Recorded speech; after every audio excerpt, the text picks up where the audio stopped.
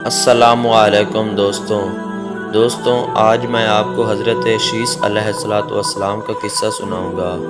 حابیل کے قتل ہونے پر حضرت آدم علیہ السلام کو بہت صدمہ پہنچا۔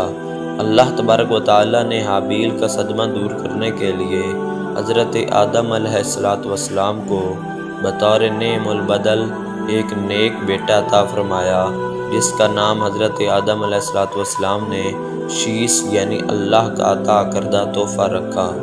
محمد بن اسحاق رحمۃ اللہ علیہ بیان فرماتے ہیں کہ جب حضرت آدم علیہ السلام کی وفات کا وقت قریب آیا تو انہوں نے اپنے فرما بردار بیٹے حضرت شیث علیہ السلام کو حق یعنی دعوت و تبلیغ کی وصیت فرمائی اور انہیں دن رات میں کی جانے والی عبادات کی تعلیم دی۔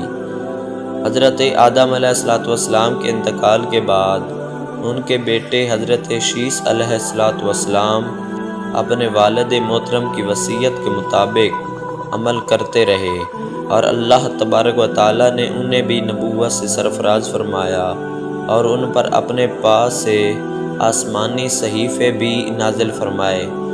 حضرت محمد صلی اللہ علیہ وآلہ وسلم نے ارشاد فرمایا، اللہ تبارک و تعالیٰ نے اپنے انبیاء پر 100 صحیفے اور 4 آسمانی کتابیں نازل فرمائیں، جن میں سے 50 صحیفے صرف حضرت شیث علیہ السلام پر نازل فرمائے۔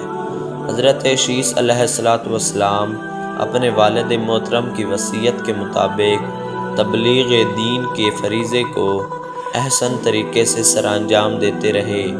جب ان کی موت کا وقت قریب آیا تو انہوں نے اپنے بیٹے انوش کے حق میں وصیت فرمائی۔